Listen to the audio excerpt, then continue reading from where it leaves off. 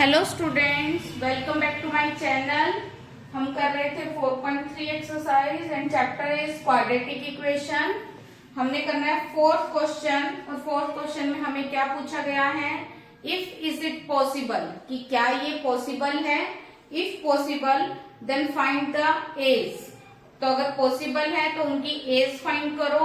किनकी एज क्या दिया हुआ है आपको, the sum of ages of two friends. दो फ्रेंड्स की एज का सम आपको 20 इयर्स दिया हुआ है and 4 years ago the product of their age was 48 और 4 साल पहले उनकी एज का प्रोडक्ट क्या था 48।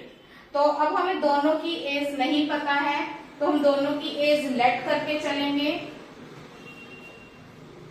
लेट द प्रेजेंट एज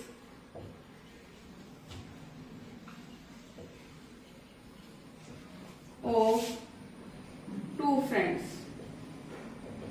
दो फ्रेंड्स की हमने एज लेट कर ली x और y ईयर्स। फर्स्ट कंडीशन में इसने क्या बोला कि दोनों की एज का सम कितना दिया हुआ था आपको 20 इयर्स। दोनों की एज का सम कितना दिया है 20 इयर्स। तो ये फर्स्ट इक्वेशन हो गई। और 4 इयर्स एगो 4 साल पहले, तो 4 साल पहले उनकी एज क्या होगी 4 इयर्स माइनस कर दो दोनों से, तो हम क्या लिखेंगे 4 इयर्स एगो।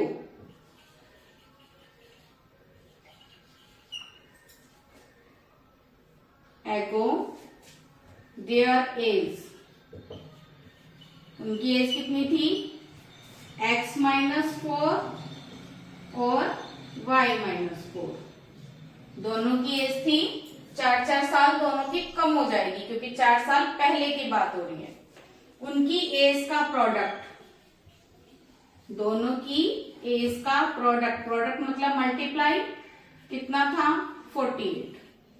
अब सबसे पहले हम कोशिश करेंगे इसको क्वाड्रेटिक इक्वेशन बनाने की। क्वाड्रेटिक इक्वेशन बनाने के लिए हमारे पास क्या होना चाहिए, एक ही अल्फाबेट में होनी चाहिए टर्म्स। तो हमें या तो x को या y को रिमूव करना होगा और y की वैल्यू या x की वैल्यू हम यहाँ से फाइंड कर सकते हैं। जैसे कि y की वैल्यू यहाँ से अगर आप निकाल लोगे वो कितनी आ जाएगी 20 माइनस x, और ये y की वैल्यू हम यहाँ पर पुट कर देते हैं, जिससे क्या होगा पूरी इक्वेशन हमारे पास x में आ जाएगी।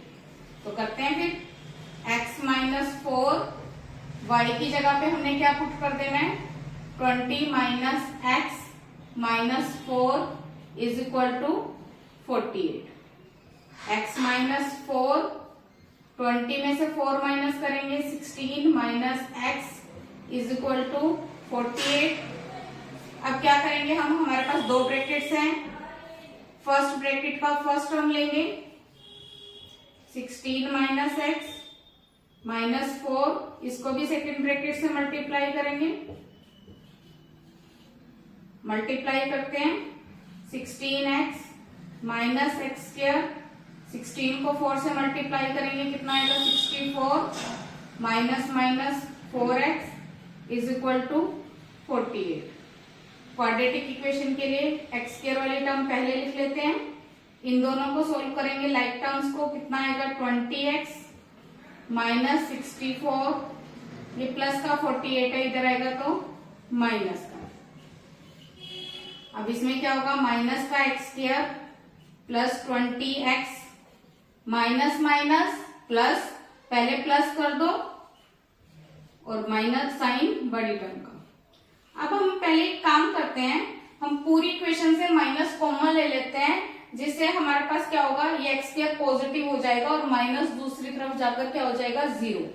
माइनस कॉमन लिया, एक्स स्क्वायर प्लस का 20x माइनस का और 112 भी प्लस का। अब माइनस इधर चला जाएगा तो ये क्या बन गया 0। अब हमारे पास क्या इक्वेशन बची, x square minus 20x plus 112 equal to 0। अब इसमें पहले सबसे पहले मैं पूछा था इज इट पॉसिबल, कि क्या ये पॉसिबल है। पॉसिबल बताने के लिए हम क्या निकालेंगे d, और डी देखेंगे कि पॉजिटिव आ रहा है या नेगेटिव। पॉजिटिव आ रहा है तो पॉसिबल है, अगर नेगेटिव आ रहा है तो पॉसिबल नहीं है। तो डी निकालने के लिए हमें चाहिए ए, बी और सी। डी का formula d² minus 4ac। B की वैल्यू कितनी है -20, 4, ए की वैल्यू 1 और सी की वैल्यू 112।